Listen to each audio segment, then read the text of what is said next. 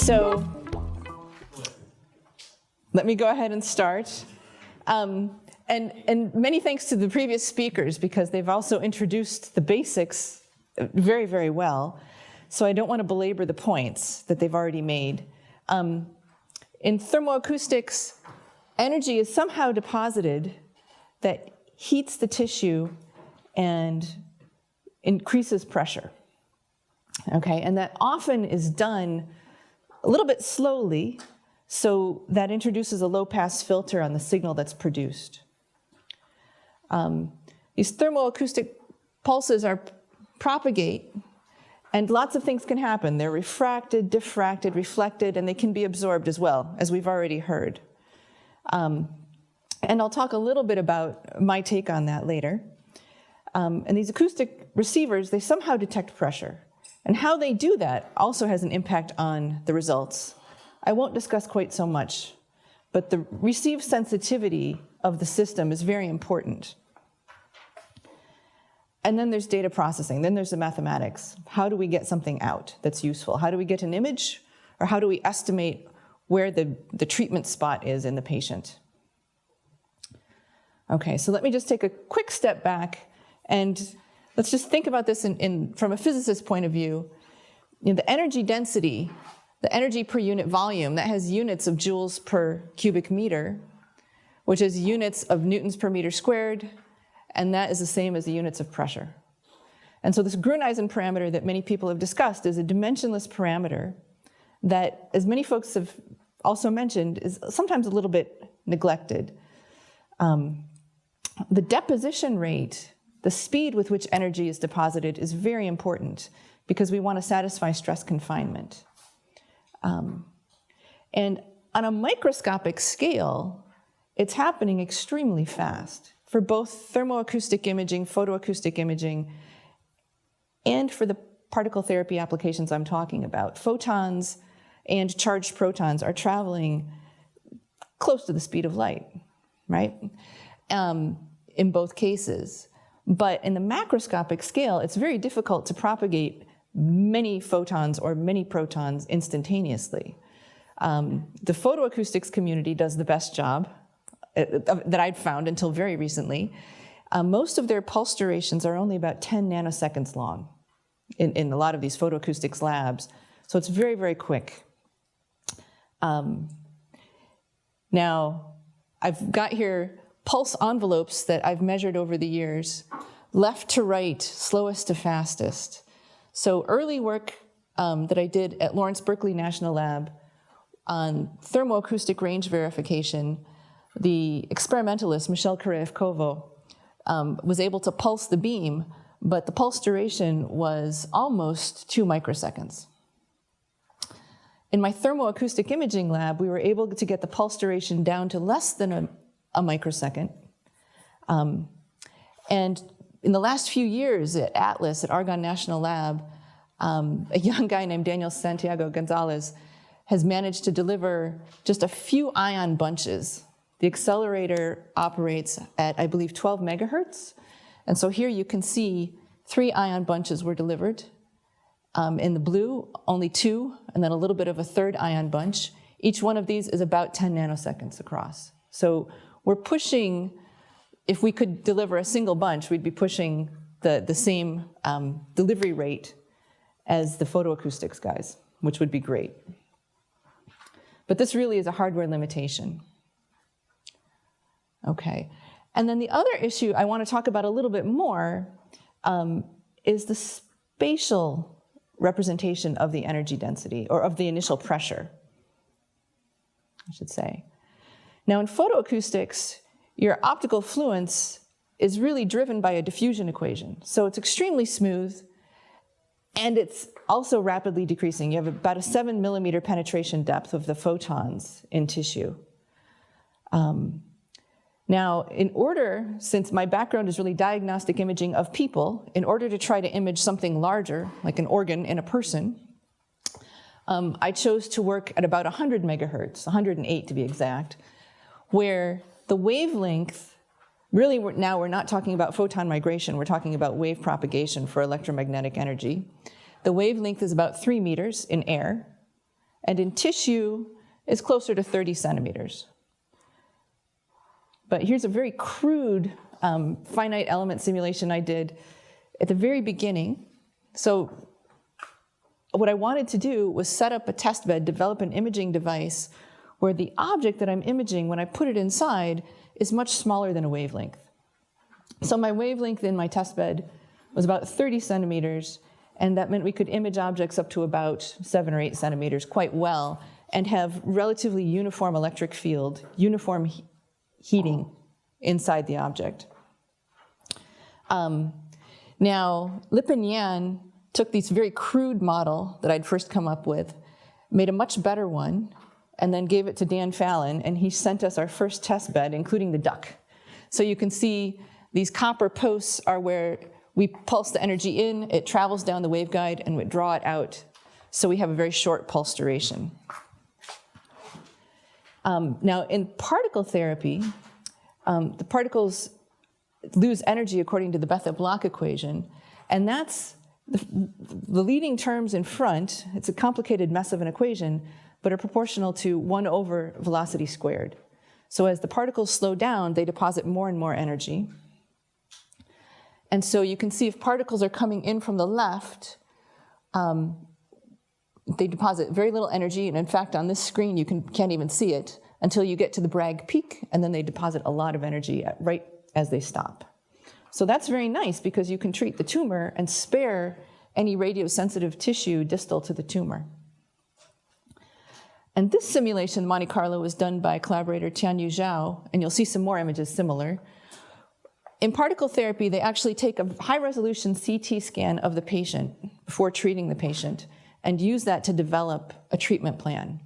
So they estimate the stopping power of the protons in the patient from the X-ray attenuation coefficient, and then use that estimate of the stopping power to determine how many beams to deliver to the patient from what angles. Okay? Now, again, since this is a room full of mathematicians, I just again want to make the point, when you're doing photoacoustics, you've got an energy density that's pretty well continuous and very rapidly decreasing. In the thermoacoustic system we tried to design it so that it would be uniform, or close to uniform. And in the particle beam therapy, it's actually got compact support. And we have a pretty good idea of the shape. What we don't always have a great idea of is where is that beam? It may be shifted. And I'll discuss a little bit more. So here are some images for the particle beam again of the energy density. But then when we multiply by the Gruneisen, all of the continuity goes away because the Gruneisen is typically tissue dependent. So in the particle therapy case in particular, you can see what happens is I want to determine where is the Bragg peak, where is the treatment spot. I know the beam is going through the bone here, but what I really care about is am I treating the tumor here? And what happens is, because there's a little bit of fat nearby the gland, and also we're going through so much bone, the signal may actually be stronger from other regions than the tumor, the Bragg peak that I'm interested in. And we get very sharp interfaces which generate high frequency signal as well. Okay, so the pressure rise may not be the greatest where I really care about it. All right, so now I think everyone's very familiar with this stuff, but if we just write down the solution to the wave equation in terms of spherical means, and this really guides my way of thinking about these problems. We get a positive compression pulse followed by a rarefaction, and I'll just run this movie quickly and then try to stop it. So you saw it progressing past, here we go. Let me go back. And what you can see is if I put my transducers distal to the Bragg peak, I get a stronger signal and a sharper signal than if I put them lateral to the Bragg peak. So in the experimental work I've been doing, I've been working just with transducers distal, okay? Now, clinically, that may not always be possible. You may not always be allowed to put the transducers where you like, but certainly to start, that's what I've been working on.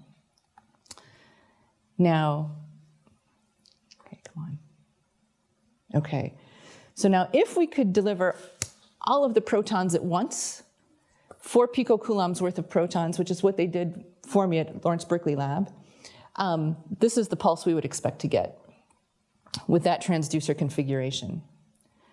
Now, unfortunately, they can't do that. They deliver over 2 microseconds. So what happens is the first bunch of particles come in, and it creates a very weak little pulse in red. And then the next bunch of particles comes in, and the pulses are almost coherently added, but not quite. Then the third bunch, still pretty good. It's almost coherent, but if we keep going, we start to lose coherence, and we start to lose amplitude and bandwidth.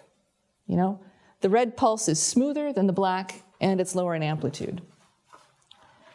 And if we were to deliver more slowly still, well, we'd just be in terrible trouble. So, you know, this is really Duhamel's principle in action, for those of you who teach it. We really have to obey stress confinement and build up the pressure faster than it can run away. And if we were to deliver even slower, I've been asked, could we do it? Well, we could, but I wouldn't get much useful information and would need a much more sensitive receiver. Okay, and again, I use K-Wave for these 2D simulations because it's so convenient and so nice. Now, I'm going back to ancient history, but I do want to go through a derivation I worked out thanks to Victor Palomodov years ago at MSRI. David Finch and I worked out the first derivation. The one I'll show you is a little bit easier, I think, to implement numerically. But simply, Victor said, back project the data, see what happens. And so we did that. If you switch the order of integration then several times and use repeated applications of the co-area formula, you get the function you're looking for convolved with the Riesz potential. So it's exactly the same as in standard planar tomography. Okay, so here we go. So this TCT transform that I'm calling the spherical integral of f, if I simply back project it and back project it with a weighting factor here of 1 over r, write down the definition of my spherical integral, and then extend it to 3 dimensions. So I use the co-area formula here just to extend my integral on the surface of the sphere to 3D. I've got a delta function inside. Then switch the order of integration. These are all standard tricks, right? And then look at what we have left over. We've got cancellation of this function with this, or this term with this one. This 2, we'll see in a moment, will go away. I'll extend this integral now over my surface, my measurement surface, to 3 dimensions. And I introduce a new delta function. Where's my... Now, when I do this, let me copy it over to the next page. I can then evaluate this messy thing here and recognize that when this delta function is evaluated, I get then, using the co-area formula, this Riesz potential term, which is what we want. We pull it outside the integral and recognize that we're evaluating, now we're integrating over on a plane, the plane that bisects the segment between x and y. And that plane intersects my sphere, my unit sphere, on a circle. So I can do this integral trivially and get the Riesz potential. Okay, so this gives us what we call in the CT community the row-filtered inversion formula. And all of this, the reason I wanted to step through this again was that we're assuming constant sound speed in all of this. Okay? And to get, okay, excuse me, I'm getting ahead of myself. So to recover the function f, we simply take the Laplacian, all standard game. And then what you realize is if you take the Laplacian inside, it gets to be kind of messy.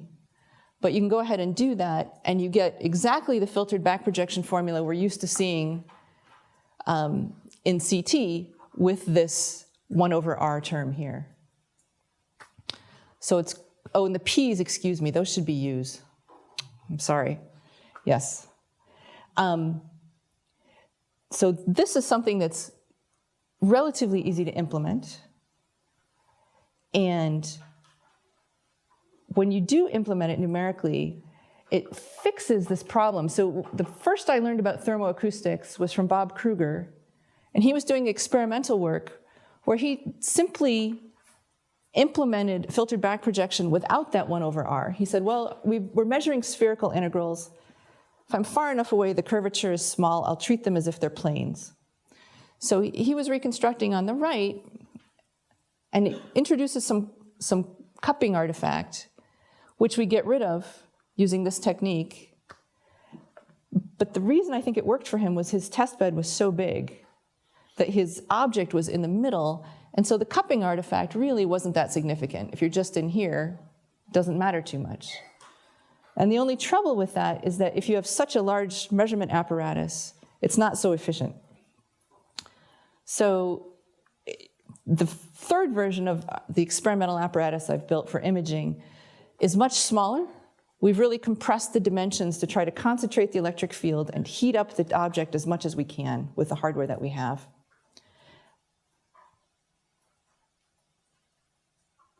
Okay, so here I'm just showing you the transducers. We have a clinical ultrasound array on one side and then a single element ultrasound receiver on the other. This has a higher frequency range, sensitivity band than this one. When we propagate an electromagnetic pulse, we'll suspend the specimen into the test bed and then propagate an electromagnetic pulse, and the outgoing acoustic waves are detected on either side. We then rotate the specimen a little bit and repeat to get tomographic data. Okay. Now, I don't want to talk too much about the imaging project, but these are some of the images we've gotten of surgical specimens from the hospital.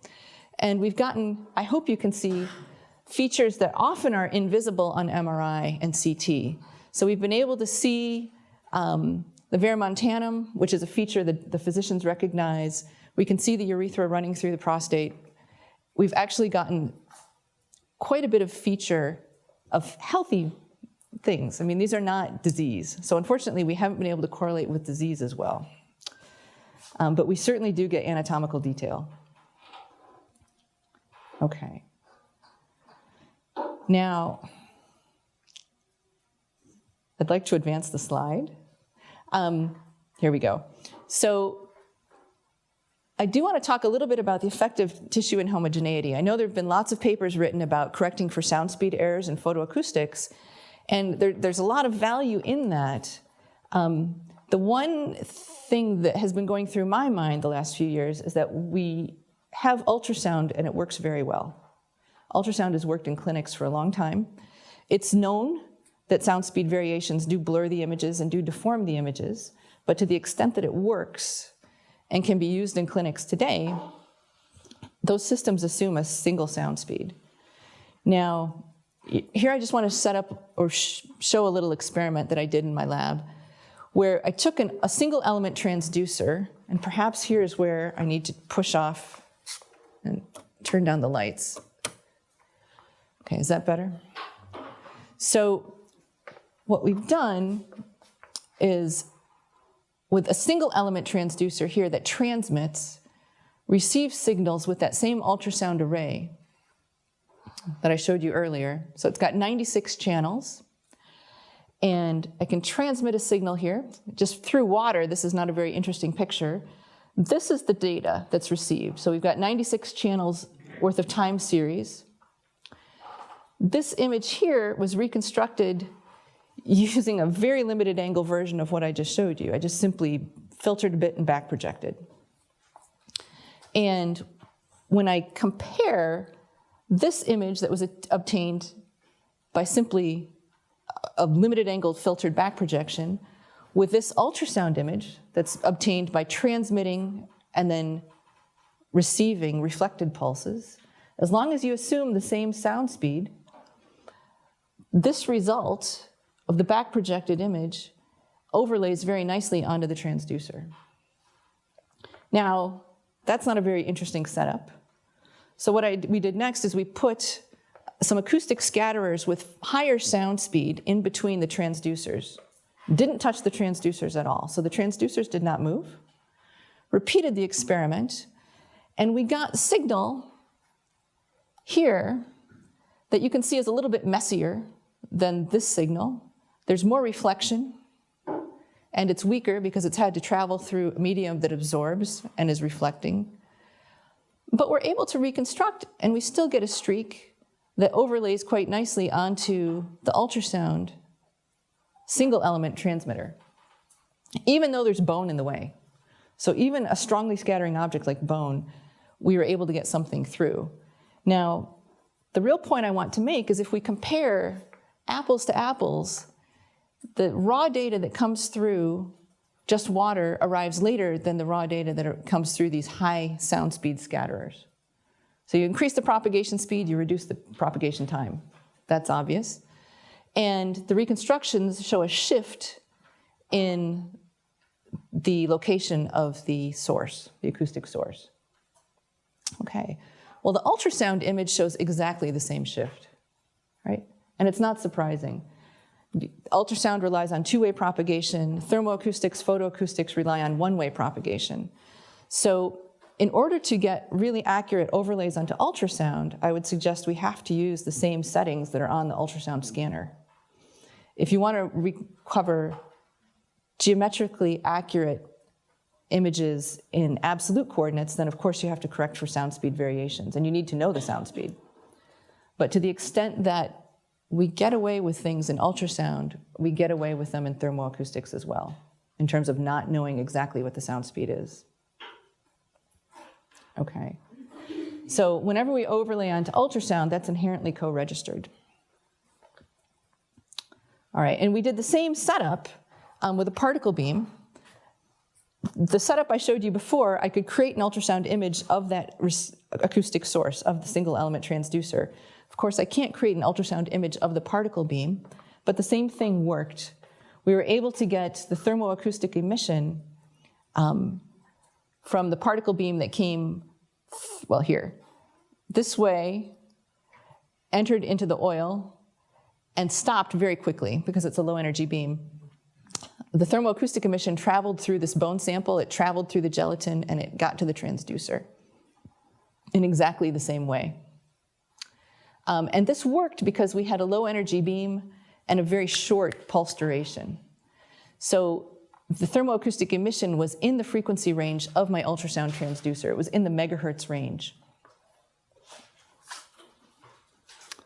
Okay. So now let me go to some clinical motivation for thermoacoustic range verification, and then talk a little bit about the mathematical challenges or practical challenges too. Now, particle therapy, as I've already mentioned, really offers the possibility of sparing radiosensitive tissue. And because those particles stop, it seems ideal. Because the Bragg peak is so sharp and it deposits more energy in one spot, in principle, it's wonderful. The trouble is it's riskier because if, for some reason, the patient is misaligned, if the patient moves, then rather than treating the tumor, you might be treating that radiosensitive tissue you're trying to spare. So for that reason, the clinicians tend to be very conservative. So for example, most treatment plans for prostate cancer deliver laterally through hip bones. And those big hip bones are the biggest scatterers I can think of in the body. They're introducing a lot of range uncertainty. And it turns out some patients, I believe, are having trouble because they're having so much dose delivered through those bones, a few years later.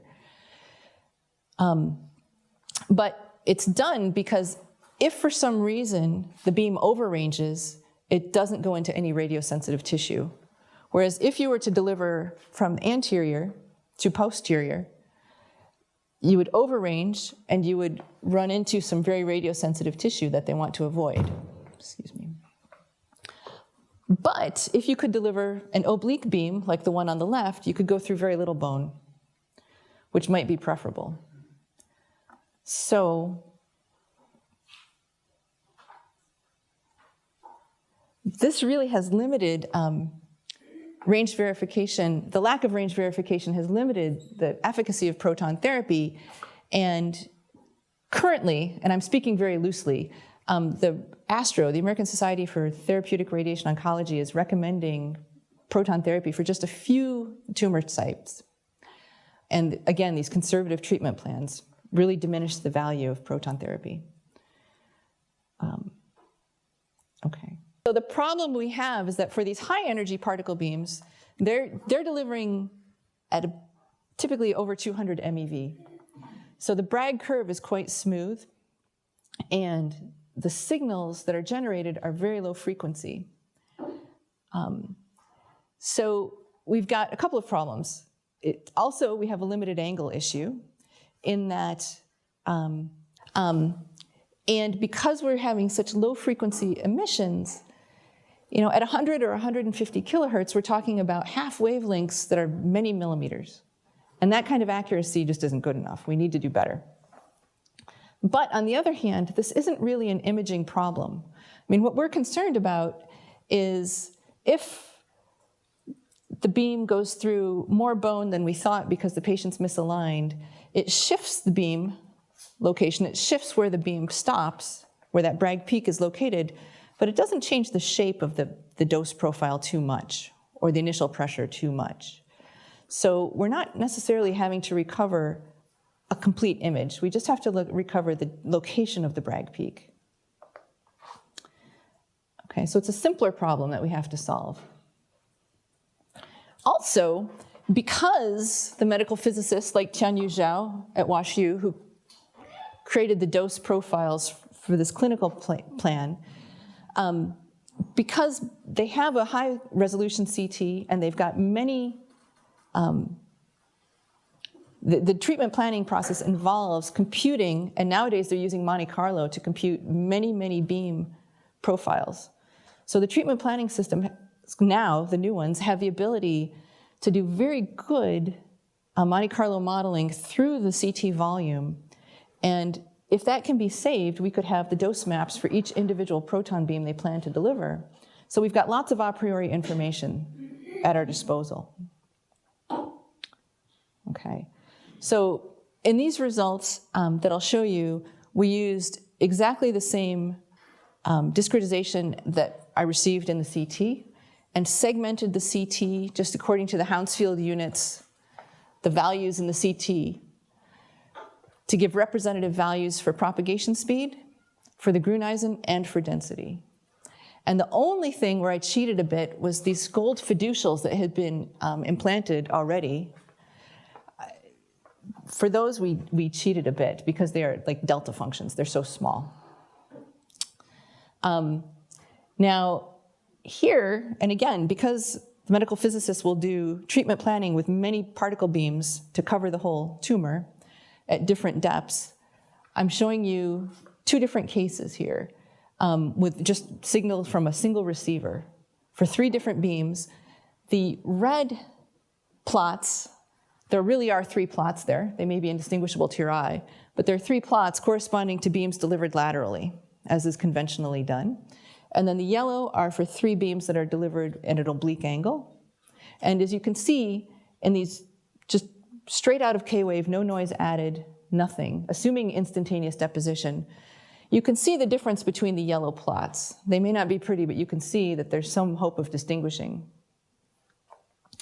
Whereas with the red, it's difficult. But again, this assumed instantaneous particle deposition, so the results almost look noisy. Also, I want to point out, the signal over here that's quite strong is from bone. It's further away, and we know a priori that it's not from the Bragg peak. These pulses are from the Bragg peak. Okay. Now, what we'd actually have to work with in this case, we could envision embedding or incorporating 4 low-frequency receivers onto an ultrasound transducer and receiving these signals on the right. So we can see they're distinguishable a bit, but from this kind of measurement, we'd like to estimate where is the Bragg peak. Now, because the clinical systems today deliver protons slowly, this synchrocyclotron at WashU delivers with a Gaussian that's about 6 microseconds long.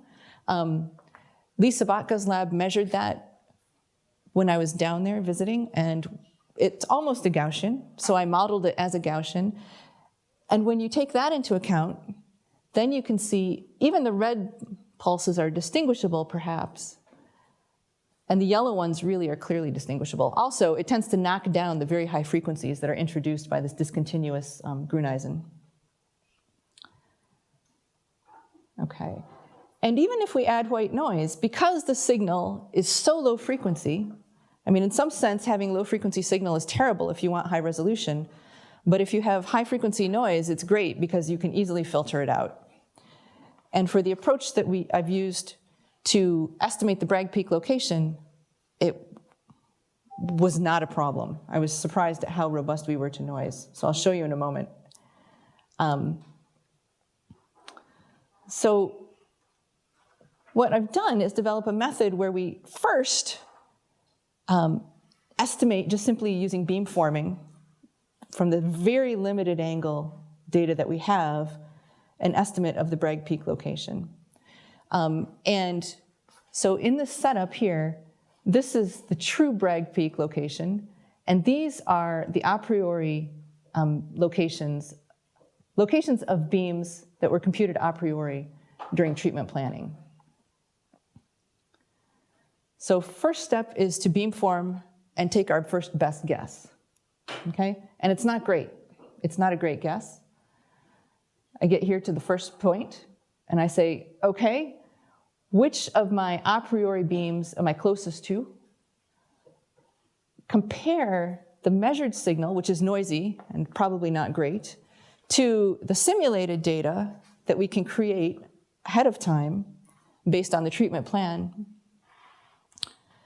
and compare the time shifts. So as one of the speakers mentioned earlier, if all you're doing is comparing a time shift, that tends to be much more robust than trying to back project.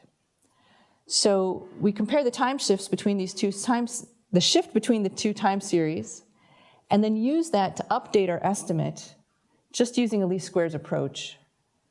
And we get much closer to the true Bragg peak location. Okay. And the results we got were okay. So if we simply do the beamforming, simply back project and filter a bit, we're not in great shape. 5 millimeters is not good enough. But if we take the second step with noise-free data, we do quite well. And even when we add additive white noise, we do reasonably well. 2 millimeters is much better than they're doing clinically today. So I was quite pleased with this result. Now, the real question is what happens when we have real data with correlated noise? That remains to be seen. That's the next step. Okay, so in conclusion, thermoacoustic range verification is quite robust with respect to acoustic heterogeneity and is inherently registered to real-time ultrasound of the underlying anatomy.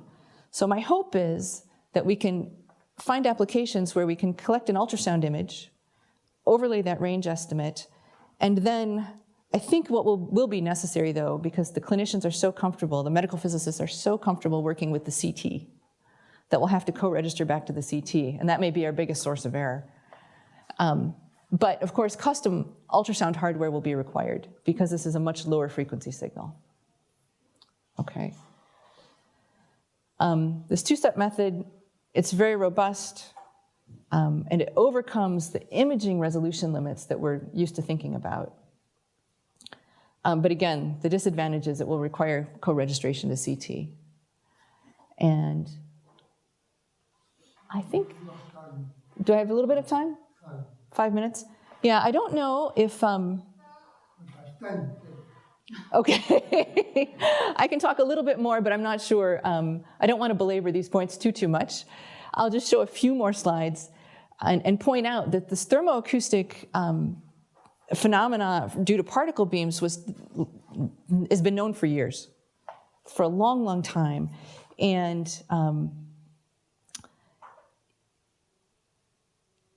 the first experiments we did at LBL, Lawrence Berkeley Lab, we measured signals from a 50 MeV beam that penetrated deeper into the water.